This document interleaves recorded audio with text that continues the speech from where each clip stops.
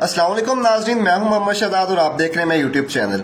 नाजरीन, इमरान खान के वकील अली जफर ने सुप्रीम कोर्ट से निकलते ही बड़ी खबर सुना दी है। उन्होंने कौम को मुबारकबाद दी और मीडिया को बताया कि किस तरह चीफ जस्टिस सुप्रीम कोर्ट ने तमाम स्टेक होल्डर्स को बुलाकर कन्फर्मेशन ली और वार्न किया कि अभी आपने हमारा मीडिएशन का किरदार देखा है, अभी हमारा गुस्सा नहीं देखा, लिहाजा इलेक्शन डिले करके मुझे गुस्सा मत दिलाया जाए। मजीद अहम तफसीलात वीडियो में। चीफ इलेक्शन कमिश्नर और सारे मेंबरान के थे, जिस नोटिफिकेशन और मिनट्स में ये कहा गया कि नेशनल असेंबली के और सूबाई असेंबलियों के इलेक्शन एक ही दिन 8 फरवरी को होंगे। अदालत इससे भी मुतमईन नहीं थी। अदालत ने कहा कि प्रेसिडेंट साहब की तरफ से भी ये कंफर्मेशन आनी चाहिए, क्योंकि कल को ये ना हो कि प्रेसिडेंट साहब कहें कि ये मेरी एग्रीमेंट नहीं थी, मेरी इससे मैंने ये डेट नहीं अनाउंस की थी। तो प्रेसिडेंट की तरफ से भी जब लेटर आया, वो खत आया जिसमें उन्होंने कहा कि ये मीटिंग हुई है और हमने कंसल्टेशन के बाद तारीख अनाउंस कर दी है, इलेक्शन 8 फरवरी को होंगे। अदालत फिर भी सेटिस्फाइड नहीं हुई। अदालत ने फिर अटॉर्नी जनरल और सारे प्रोविंसेस के एडवोकेट जनरल जो रिप्रेजेंट करते हैं अपनी अपनी हुकूमतों को, उनको भी बुलाया, उनसे भी कंफर्मेशन ली कि आपको तो कोई इतराज नहीं है, आप मानते हैं कि इलेक्शन 8 फरवरी को ही होना चाहिए और होगा। उन्होंने भी अपनी अपनी हुकूमत की तरफ से ये कंसेंट दी। उसके बाद अदालत ने वार्न कर दिया, वार्निंग दी सबको कि अब हमारे पास ये तारीख हमने नहीं दी, ये तारीख प्रेसिडेंट और इलेक्शन कमीशन ने दी है और इस तारीख पे सारी हुकूमतें एग्रीड हैं। इसलिए अब इसके बाद अगर किसी किस्म की इसमें कोई मसला किया किसी ने, तो वो फिर उसका नतीजा बहुत सख्त होगा। अदालत ने कहा आपने हमारी मीडिएशन वाली साइड तो देखी है, जिसमें हम मुशावरत से आगे बढ़ना चाहते हैं, आपने अभी हमारा गुस्सा नहीं देखा, इसलिए आप गुस्सा ना देखें, आप ऐसी कोई हरकत ना करें जिसकी वजह से हमें किसी किस्म का आपके खिलाफ एक्शन लेना पड़े। उसके साथ साथ अदालत ने यह भी कहा कि कोई भी मीडिया अब ये नहीं कहेगा कि इलेक्शंस जो हैं वो किसी वजह से डिले हो सकते हैं। अब वो ममानियत भी अदालत ने, और ये इलेक्शन कमीशन को कहा है कि अगर कोई ऐसा करेगा, अगर ऐसी कोई बात करेगा तो फिर आप कैमरा को उसके बारे में शिकायत करेंगे। आखिरी बात मैं ये कहना चाहता हूँ कि ये पिटिशन पीटीआई ने और सुप्रीम कोर्ट बार एसोसिएशन ने की थी। इसमें मुझे खुशी तो ये है कि सारी पॉलिटिकल पार्टीज ने इस फैसले को खुशामदीद कहा है और कहा है कि बहुत अच्छी बात है, इलेक्शन होने चाहिए। लेकिन कोशिश सिर्फ पीटीआई और सुप्रीम कोर्ट बार एसोसिएशन ने की कि ये मामला सुप्रीम कोर्ट तक लाया जाए। आपको याद होगा इससे पहले जब पीटीआई ने ये कोशिश की थी कि इलेक्शन पंजाब और केपीके के भी हों, तो सारी अपोजिशन पार्टीज जो थी, चूंकि वो हुकूमत में थी उस वक्त पीडीएम की, वो इसके खिलाफ थी, वो कह रहे थे इलेक्शन नहीं होना चाहिए। बहरहाल वो माजी है, अब हमें मुस्तकबिल की तरफ देखना है। मेरी नजर में माजी में क्या हुआ वो भूल जाएं, अब एक नया खुशखबरी आ गई है, एक नया ईरा शुरू होने लगा है मुल्क में इलेक्शंस का। अब हम मुस्तकबिल की तरफ देखें। सबका काम है कि इस इलेक्शन को फ्री, फेयर और जस्ट बनाएं, इनको आज़ाद इलेक्शन बनाएं, इनको ऐसे इलेक्शन बनाएं जिसमें सबको लेवल प्लेइंग फील्ड मिले। इसको ऐसा इलेक्शन बनाएं जो कि हमेशा याद रखे, हमारा मुल्क याद रखे, हमारी तारीख याद रखे कि ये इलेक्शन होता है, ये दुरुस्त इलेक्शन होता है। अब हमारी सारी काविश इलेक्शन कराने की तरफ होनी चाहिए। हमें अपने माजी में किसने डिले किया, किसने नहीं डिले किया, ये भूल जाना चाहिए। मुस्तकबिल की तरफ देखें, इंशाल्लाह पाकिस्तान का मुस्तकबिल बहुत रोशन है, बहुत रोशन है। सर ये बताइएगा कि ये केस जो है ये पहले से अदालत में है, उमर अता बंदियाल साहब इसका फैसला नहीं करवा सके और अभी ये 2 समातों में इसका फैसला हो गया। आप समझते हैं कि इलेक्शन कमीशन की नीयत में कसूर था या पेशेवराना तौर पे जो काजी साहब है वो ज्यादा मजबूत थे उमर अता बंदियाल साहब की निस्बत? देखिए, मैं आपका सवाल बड़ा जायज है, किसी वक्त इस पर तबसरा करेंगे, लेकिन आज खुशी का दिन है, आज खुशी की बातें करें, आज फ्यूचर की बातें करें।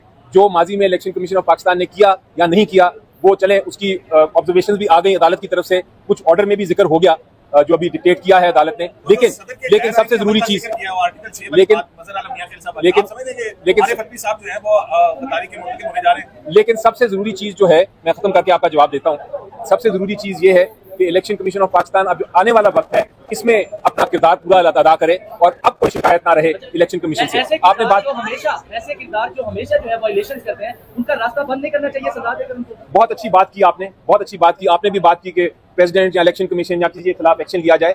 अभी फिलहाल पोजीशन ये है, मेरा मौकफ ये है, बड़ा वाज़ेह मौकफ है, वो ये है कि ये पार्लियामेंट का काम है। उम्मीद ये है कि इस इलेक्शन के बाद जो पार्लियामेंट आएगा वो आइन में तरमीम करेगा, प्रॉपर कानून साजी करेगा और उस कानून साजी के जरिए कल को रोकेगा अगर कोई सदर या इलेक्शन कमीशन ऑफ पाकिस्तान या कोई और अदारा अगर इलेक्शन को डिले करने में कोई किसी किस्म की इक़दाम करेगा, तो फिर उसकी सजा जो है उसको कॉन्स्टिट्यूशन अमेंडमेंट के जरिए दी जाएगी। ये मैं इस किस्म के कानून पे मैं ऑलरेडी काम कर रहा हूँ और मैं इंतजार कर रहा हूँ कि इलेक्शन हो, नया पार्लियामेंट आए ताकि उसके सामने मैं वो कानून पेश कर सकूँ। बहुत जरूरी बात है कि हम मुस्तकबिल में इस तरह की गलतियां रोकें। अली जफर साहब का सवाल बड़ा स्पेसिफिक है, वो ये है कि नोटिस 1 of 2022 है जिसमें आपके सदर ने आपके भी सदर हैं, उसको गैर आईनी करार दिया गया और आज उस फैसले का हवाला दिया गया और बिलखुसूस जस्टिस फजल आलम मियां खेल के नोट का हवाला दिया गया कि ये आर्टिकल 6 के जिम्मे में आती है आईनी खिलाफवर्जी, जिसमें 2 मुकदमा को और एग्जीक्यूटिव को पैनलाइज कर दिया था। ये तो मुशर्रफ से भी ज्यादा संगीन जो है वो एक्ट था 3 नवंबर से।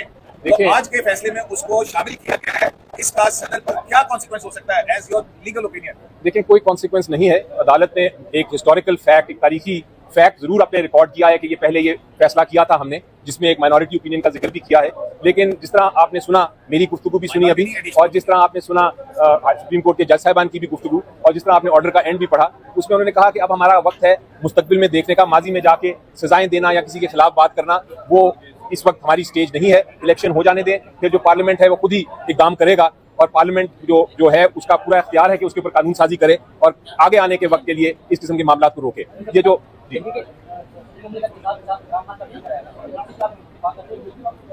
वैसे क्या जी देखें, वो आप जो बात कर रहे हैं, वो जो आप हर चीज को आप क्रिमिनलाइज नहीं कर सकते।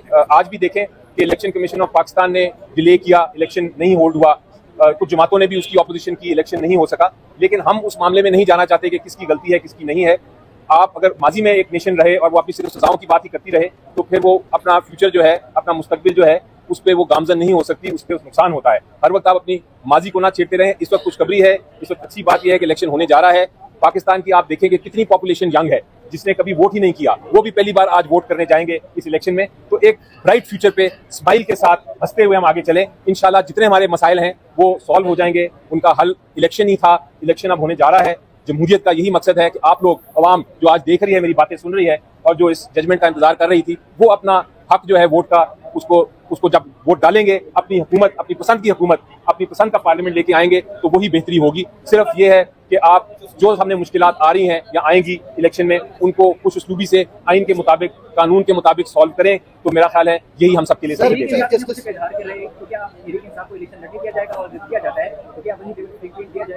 जी, ये मेरे से कल भी सवाल पूछा गया था कि पीटीआई को लेवल प्लेइंग फील्ड दी जाएगी कि नहीं। कानून के मुताबिक तो देनी चाहिए। फिलहाल कोई लेवल, मैं तो ये कहा था कि कोई फील्ड ही नहीं है, लेवल प्लेइंग तो बहुत दूर की बात है।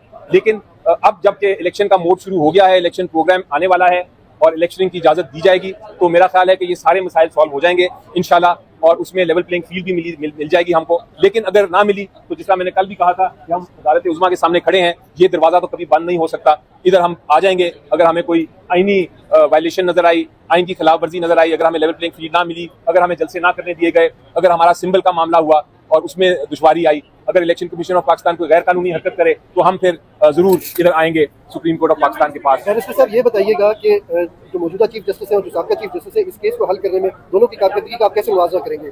जी देखिए, पहला भी फैसला दुरुस्त है, ये भी फैसला दुरुस्त है, और अब का जो अंदाजा मुझे हो रहा है, इस वक्त सुप्रीम कोर्ट ऑफ पाकिस्तान ने बड़ा क्लियरली इसको एक नए एंगल से ट्रीट किया है कि उन्होंने तारीख जो है इलेक्शन की वो बाय कंसेंट दिलवाई है और सबकी कंसेंट ले ली है और वो अपना ऑर्डर का हिस्सा बना दिया है। तो अब मुझे कोई इसलिए ये शायद एक पुरानी जो मसाइल हुए थे उसको देखते हुए ये नया एक हल ढूंढा गया है। बैरिस्टर साहब, ये बताइए कि आपने जिस तरह कहा कि हमें लेवल प्लेइंग फील्ड की अगर ना करनी थी तो हम यहाँ पर आएंगे, तो आप 5 साल का मुस्तकबिल क्या देख रहे? तो शाखाना केस में नायल है, तो क्या वो 5 साल से सियासत से बाहर होंगे या कोई कार्रवाई आप डालेंगे यहाँ पर कि वो इलेक्शन में हिस्सा ले सकें? देखिए, उनका तोशाखाना का जो केस है उसकी अपील फाइल हुई है और उस केस में उनको जो केस है, जो फैसला है, उसको इस्लामाबाद हाईकोर्ट ने सस्पेंड भी कर दिया है और उम्मीद ये है कि बहुत जल्द उसकी समाअत होगी और जो आपका केस है वो फैसला इमरान खान साहब के हक में आएगा और वो केस पिछली वाली जो जजमेंट है वो सेटिसाइड हो जाएगी, उसको कलअदम करार दे दिया जाएगा। तो मेरा ख्याल है ये सिर्फ एक कोई वक्त की बात है, थोड़े से वक्त में आप देखेंगे कि सारे फैसले इंसाफ और कानून के मुताबिक होंगे और इमरान खान साहब